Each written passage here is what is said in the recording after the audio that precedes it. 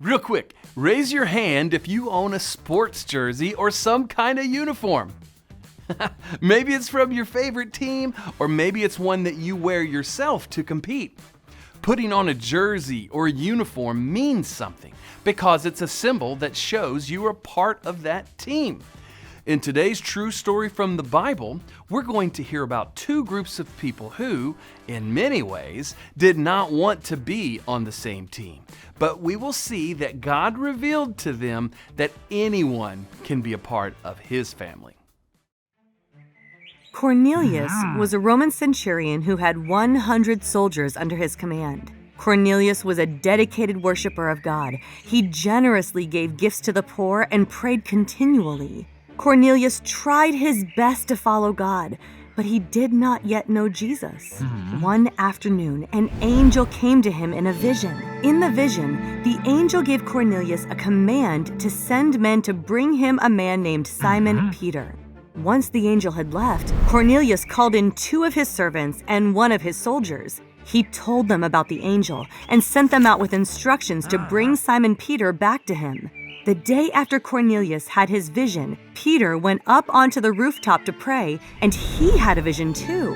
Peter saw the sky open up, and a large sheet came down with all kinds of animals in it. Then a voice told Peter to prepare to eat the meat from the animals. Peter responded, "No, I have never eaten anything that is impure or unclean." The voice came to him again and said, "Do not call something unclean if God has made it clean."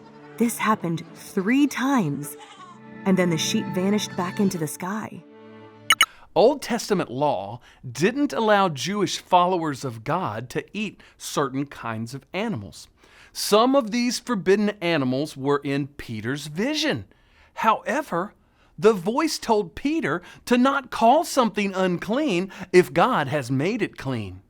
What does this vision mean, you might ask? That's exactly what Peter was wondering. While Peter was thinking about what the vision could mean, Cornelius's men arrived and asked to see Peter.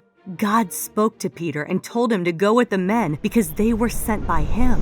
Peter went with the men to Cornelius's house, where Cornelius was expecting them and had gathered his family and friends together to hear what Peter had to say. This was clearly a very big deal for Cornelius, and it was a big deal for Peter too. He was part of the Jewish people. Cornelius was a Gentile, meaning that he was not Jewish. Jews and Gentiles did not get along well at all.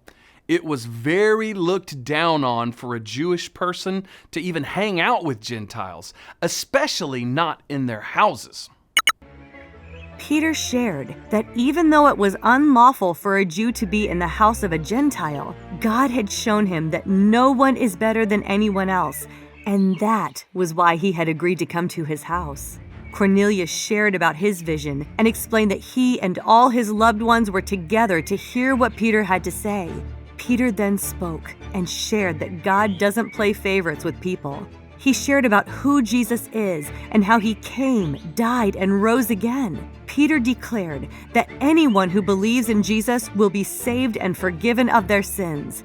As Peter was saying these things, all of the people who heard it believed in Jesus. The Jewish believers who had come with Peter were amazed because even the Gentiles could believe in Jesus and be saved. News spread all over that there were Gentiles who had also heard the word of God and believed in Jesus. Some of the Jewish believers began to criticize Peter for hanging out with Gentiles, but Peter explained to them everything that had happened. The people glorified God for how Jesus gave all people a way to be saved, even the Gentiles.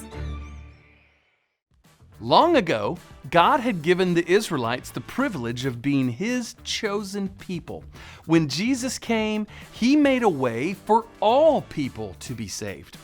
Peter thought Jesus was just for people like him, but through this vision, God showed that any person who believes in Jesus will be saved.